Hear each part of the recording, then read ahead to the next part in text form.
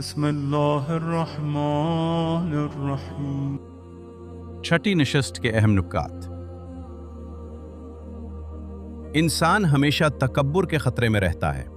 انسان کی محدودیتیں، مشکلات، صدمات اور کمزوریاں اس تکبر کو کسی حد تک قابو میں رکھتی ہیں، لیکن اسے تکبر سے مکمل طور پر جدا نہیں کر سکتی۔ نماز، دعاؤں اور اذکار کا بنیادی فلسفہ یہ ہے کہ انسان کے دل سے تکبر کو ختم کیا جائے۔ دعائے افتتاح جیسی دعاؤں کا مقصد انسان کو بارگاہ ربوبی کے سامنے متواضع بنانا، دل سے تکبر کو دور کرنا اور انسان کو اولیاء خدا کے سامنے تواضع کے لیے تیار کرنا ہے۔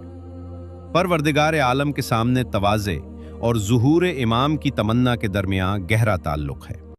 امام صادق علیہ السلام نے فرمایا، ہماری ولایت اللہ کی ولایت ہے۔ اگر رمضان، نماز اور قرآن انسان کو مقام ربوبی کے سامنے متواضع نہ بنائیں تو اس کے اندر فرج کی حقیقی تمنا پیدا نہیں ہوگی۔